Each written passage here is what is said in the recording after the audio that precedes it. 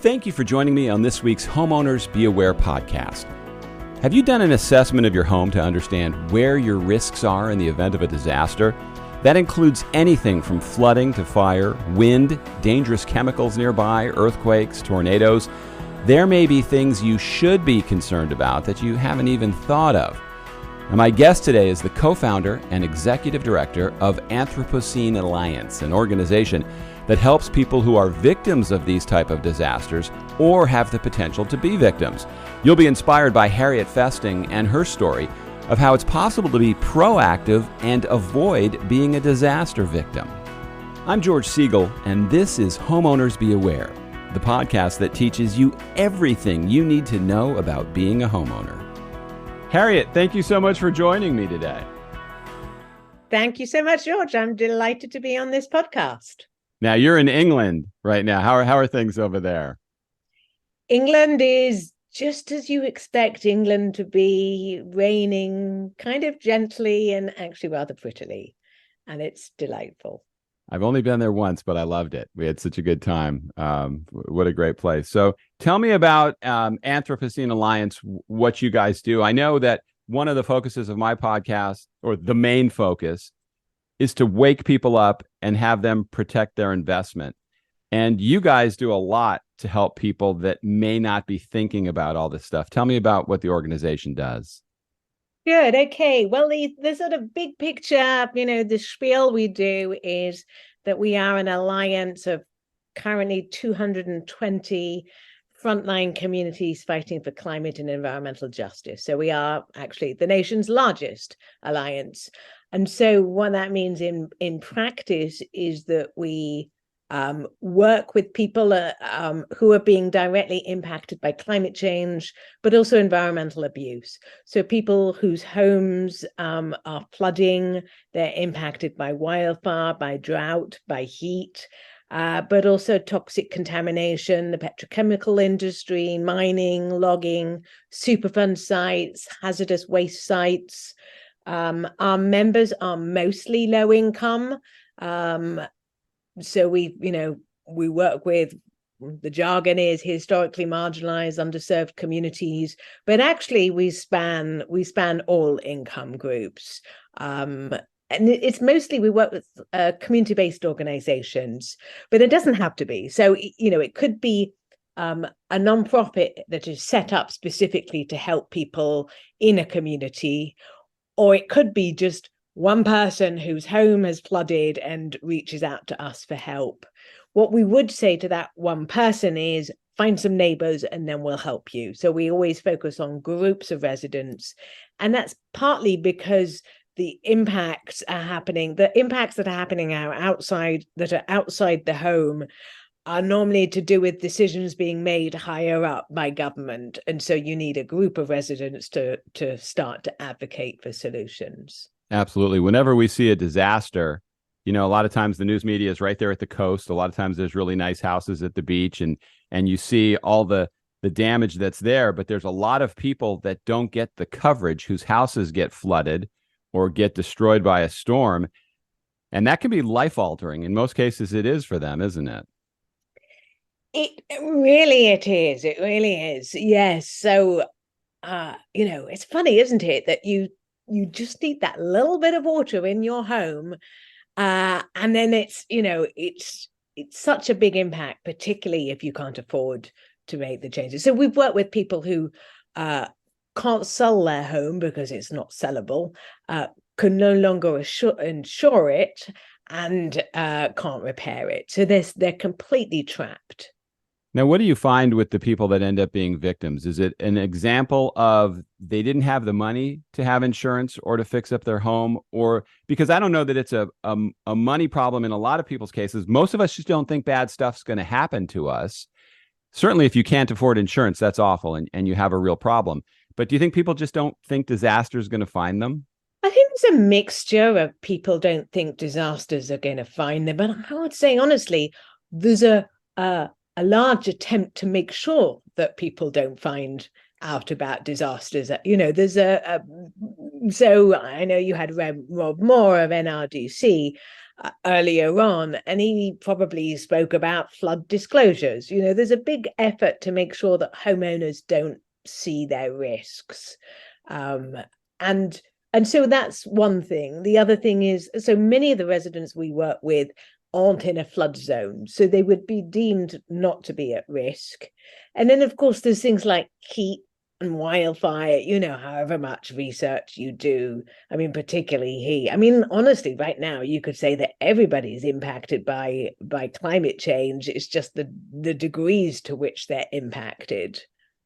You know, And what's interesting is with flood insurance, for example, if you're not in a flood zone, what we've had experts on that have talked about the victims of Hurricane Harvey in Houston could have purchased flood insurance for $300, $300 to $400, and that would have helped them get their life back together after the storm. You think it's important for people to know that flood insurance isn't expensive if you don't live in a flood zone.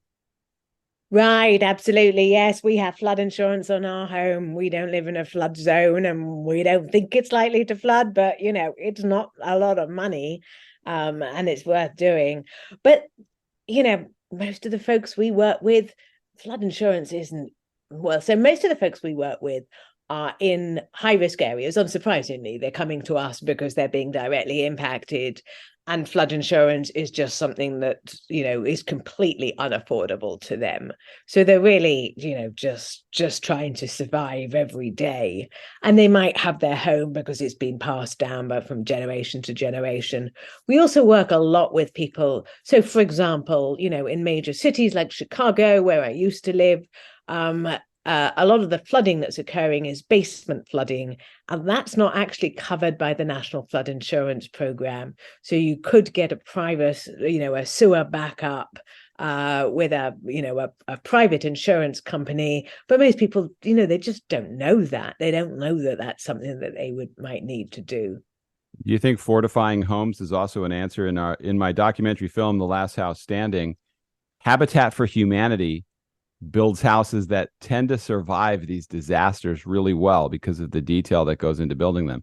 So it's not an example of, well, if you don't have a multi-million-dollar home, you can't survive. Probably more needs to be done to have people understand the risk to their house and the improvements that need to be made. Yes, you could most certainly fortify your home. So the other thing that we're working and we're seeing a lot that's happening is that a resident is fairly safe in their home. They're not in the floodplain. They might be in a, you know, coastal area or an area where there's increasing heavy rains, but they've not witnessed flooding, and that then a development occurs adjacent to them that basically in an area that might have been in a, you know, a flood prone area, and then suddenly they become like the fish bowl for all the rain that would have previously gone on that property. So I guess I keep going back to, so while there are a lot of decisions that homeowners can make, and fortifying their homes is one of them, I would also encourage them to look at the decisions being made in their community and make sure that those are robust decisions, particularly around development. Absolutely. You really have to be on top of what's going on in local politics because they do make decisions, whether it's when they're where that water might go, building, rebuilding, all those things. And if people don't keep an eye on that, you never know what's going to happen. Now, you talk about climate change. I know it becomes such a political issue when people are on one side of it or the other. It seems like something we could all just agree on. If there's a problem, let's try to come up with solutions that in the short term would make things better for people. So rather than saying you could solve climate change and we're going to change the world, what are baby steps people can take to make a difference?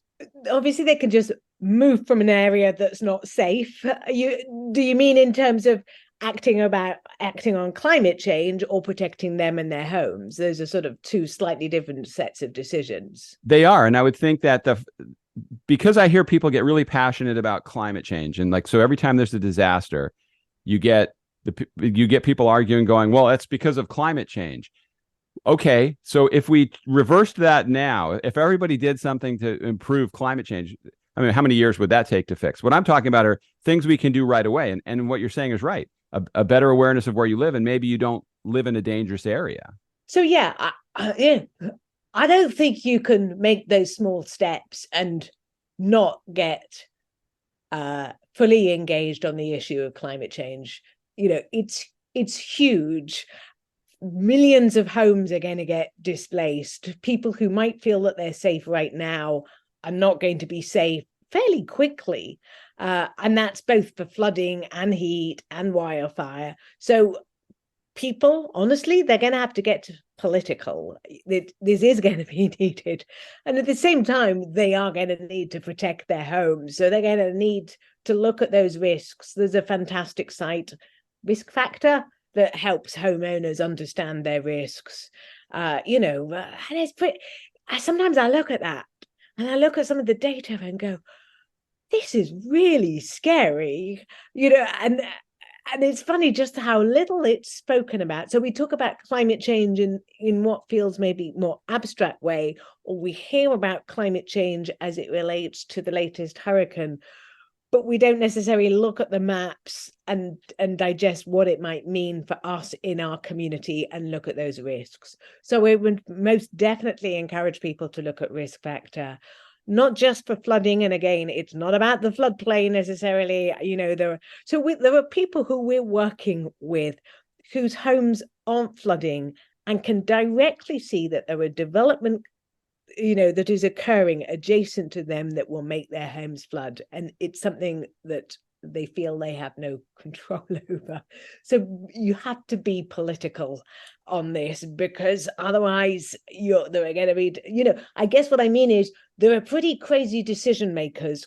And that's not just a decision of whether or not you think climate change is real or not. It's a decision about what's going on in your community that could have a major impact on your investment. Yeah, I don't know how it is over in England, but I know when the conversation comes up here, whether or not you believe in climate change probably depends on what news channel you're watching because of what each side is feeding you. So it just makes it really difficult to have a true understanding. So people really should do the research. I mean, I've talked to enough experts that believe the climate is changing and affecting things, and we need to do more. What I think, though, is when people see a daunting task of save the climate 100 years from now, I want to save it so my house doesn't blow away tomorrow or my house doesn't burn down. And people are gravitating to risky areas. We tend to move to places because they're nice places without really thinking about how bad it could go. With us, because our starting point isn't climate change, our starting point is there's home in my water. There's water in my home. Mm-hmm. What can I do about it? The controversy, we don't spend the time talking about climate change and whether or not it's real or not. We talk about what needs to happen to address it, both within the community and more widely. So, there's research that shows there's more homes being built in the floodplain than outside the floodplain. So the very place where FEMA has said this is not safe to be is where the bulk of development is currently occurring. And it goes, sorry, I've said this a few times, but just as a reminder, that doesn't just impact those new homes that are built on the floodplain, that impacts those homes that aren't in the floodplain, but suddenly that flood water is going to be displaced onto your home. So, don't think you're safe just because you're outside the floodplain. Absolutely. Now, we had, in my film, we had Henk Ovink on, who is from the Netherlands, and he was telling us how, and he told this story on 60 Minutes, the government will move people if they're in the wrong place. Now, not just physically move them, but they give them incentives to relocate because of the dangers where they are. And in this country, we're seeing insurance is becoming unaffordable. A lot of people can't get homeowners insurance.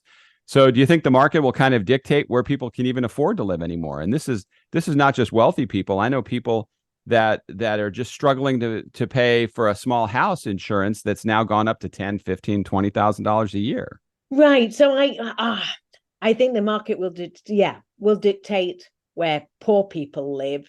Right now, the FEMA. So in order for a resident to get insurance, their community needs to be signed up for the FEMA's National Flood Insurance Program. And that program kind of regulates how development could occur within a community. and I've spoken to many state floodplain managers, and it's their job to make sure that communities adhere to those standards. And they basically say that they're like, that those set of standards are essentially incentives to do exactly the wrong thing. They are so weak that, they're encouraging bad development. So as long as those regulations are so poor, I don't think the market signals will work the way they need to. Now, FEMA is looking at those regulations at the moment, and I'm hoping that they will strengthen them, because it's not just about regulation, it's about making sure that existing residents, not just the new ones, are safe. And if that's bad development, which is the bulk of the development at the moment in coastal areas, then existing people who are safe will become unsafe. Well, that's why I think it's important for each individual to be educated to understand the risks and the kind of stuff you're talking about. Because if we're waiting for government, especially in this country, to do it, they're going to fight over it, because one side's going to say, well, I don't want the government telling me what I can do. And the other side's going to say, well, we need to tell you what to do because you're not capable of doing it yourself. And then nothing gets done and people just continue to get victimized. So if we're educated, I think we have to stop rewarding bad construction. We have to stop rewarding buying a house in a dangerous area and accepting somebody else's risk. I mean, if we wake up, can't we make a difference from the bottom up? Absolutely. So, let me tell you about one of the first communities. So we launched in 2017, and one of the first groups that we started working with was led by a woman called Susan Liley, and she set up the Citizens Committee for Flood Relief in DeSoto, Missouri. Her home actually has never flooded, and she's slightly outside the town of DeSoto, but the town itself has flooded badly. And in fact, there are hundreds of homes at risk, and 3 people have died as a result of the flooding. The city's response to that was, let's just pretend it didn't happen. Let's just carry on as we're doing. And Susan, like many, I would say, most of our members are women, and they're incredibly persistent women who, in Susan's case, she just couldn't bear to see people suffering the way they were, repeatedly having to evacuate from their homes, and some people drowning as a result. So she just set up this group and started to push the city to do some action.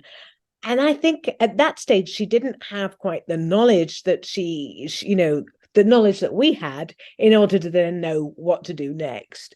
And so we were then able to connect her to a group of partners. So, for example, many cities don't know that the Army Corps of Engineers has a fantastic program called Silver Jackets, and they will provide pro bono technical assistance to communities to help them understand the flooding, which residents are impacted, and the kind of solutions that were needed. So we got them started, and they identified. So I guess one of the things that was kind of scary was that Susan knew the situation was bad, but she didn't realize just how bad it was until the Army Corps of Engineers did some new flood maps and showed that most of the main street was in the floodplain, and that a lot of residents were in severe risk. And then we've been working with her ever since. We've got her connected up to another organization called the Thriving Earth Exchange, who will provide pro bono scientists to work with community leaders to help them understand the situation. We got in some planning experts to do some plans around what could be done to reduce the flooding. We got in an organization called Buy-in Community Planning, and they did a survey of residents to better understand which residents were so badly impacted they just wanted to have their homes bought out. And we now have funding proposals in to get some of those homes bought out. And I expect to be putting in some funding proposals later this year and early next year to get in some of those nature-based solutions that could reduce the flood risks in the city. But really, this started with one determined woman, and now. So originally, the mayor was just kind of, "Can you go away, please?" And now she's got everybody supportive of her work. It's fantastic, and we have so many stories like that. That is awesome, because nothing would have happened, and she's probably saving a lot of people, because I don't know that people truly understand.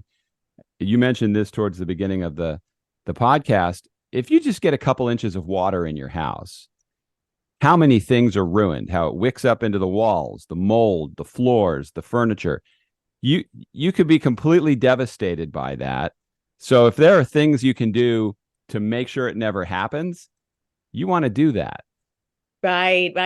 And so the problem is, so let me give you another example. Jackie Jones of Reidsville, Georgia. She was just at that stage where the floodwaters were lapping at the windowsill. So the water hasn't yet entered the home, but she knows she's at severe risk. But there's not a lot you can do as a resident when the floodwaters are coming down the hill. Basically, she's in the bowl and she's in the receiving end of the community's floodwaters. And that's because they have a bad drainage system. But as a homeowner, there's nothing she can actually do on her property. And in fact, one of the first things we did when we started helping her was to get an engineering firm to go to her home and some of the other residents who were flooding and just say, is there anything that could be done within the property to actually reduce the flood risks? And the solution, the answer was no, this is a community-wide problem. So we then helped Jackie Jones set up a group. I mean, again, one woman went door to door, putting in flyers, organized workshops, hosted the engineering firm. And then we helped her write a funding proposal to the National Fish and Wildlife Foundation. They have a National Coastal Resilience Fund. And we were successful with that. So now we have the same engineering firm looking at the set of solutions that would be needed community-wide. And we also have the Army Corps of Engineers Silver Jackets program working with that engineering firm as well. So we've got, we're able to get this suite of solutions. Most residents just wouldn't know how to navigate that. You need an organization like ours who understand, and most cities honestly wouldn't know. They just, they're not trained in hydrology. So it needs organizations like ours to kind of bring in and help communities navigate those, the potential solutions and the kind of providers that might help them. Well, that's another great story. And I talk all the time about how, you should try to get them to disclose to you what the history is of your property. But the kind of stuff you're talking about is history is changing as you own that property. So when you bought it, there might not have been a problem, but 20 years later with development around you, all of a sudden you might be in a high risk flood area. Exactly. Yes. So you really have to stay on top of what's going on around where you live just as well. So how can people get in touch with you and get involved with your organization? So they can Google Anthropocene Alliance, or it's anthropocenealliance.org, and there's a contact us page, and they can just fill that in, and we'll set up a meeting with them to understand the issues they're facing, and then take it from there. Membership's entirely free. And so our job, maybe I didn't actually say what it is we do. So we basically do three things. We help get free technical assistance to members, and that's across the suite of climate and environmental impacts. So, we hadn't spoken about, we work with many residents who are being poisoned out of their homes because of some industry that isn't being properly regulated. So we work a lot on those issues, or logging, mining, Superfund sites, etc., as well as heat and drought and wildfires. So any of those issues, if people are being impacted, as long as they're willing to work on behalf of their wider community, not just themselves, then we would be delighted to work with them. And so technical assistance will help get them. That includes scientific, planning, legal. We have a set of partner organizations we work with to get that suite of support. We also help them with communications and media support. We help get them money. So we actually we'll do a couple of things. Either we'll write grants on behalf of our members and then distribute that money. And so I mentioned previously the National Fish and Wildlife Foundation. Sometimes we submit the grant on behalf of multiple members, and then we give them small grants to do work. We also help our members write grants themselves. And then we support them with advocacy. So we just help tell them some of the strategies that they might need in order to build influence in their communities. And we work with groups that are, in major cities, in remote rural communities, in the Pacific Islands, in New York. We're keen to work with anyone and everyone. And every year there's no shortage of disasters that probably make your work even more important. They just keep popping up, don't they? Exactly. And so we help our members in their own community with their advocacy. But our goal really, as we start to build a critical mass of communities, is to do more state and national advocacy and start to put pressure to get some of the kind of solutions that we need, such as the National Flood Insurance Program, stormwater standards that I just mentioned. They need to be strengthened, and we need a whole load of flood victims. And in fact, we worked with Rob Moore of NRDC to get many of our members kind of flooding the public hearings that FEMA had in order to make sure that the voices of flood victims were expressed and heard. Yeah, that's a frustrating position to be in for those victims. So that's important work. Harriet, all your information, contacts will be in the show notes. I really appreciate you coming on, and keep up the good work. You guys are doing important work. Wonderful. Thank you so much. Really appreciate it. If you have a homeowner story, good or bad, I'd love to hear from you. There is a contact form in the show notes. Fill it out, and you might end up being a guest on an upcoming podcast. And if you enjoyed what you heard today, please become a subscriber so you don't miss an episode. A new one comes out every Tuesday. Thanks again for listening. See you next time.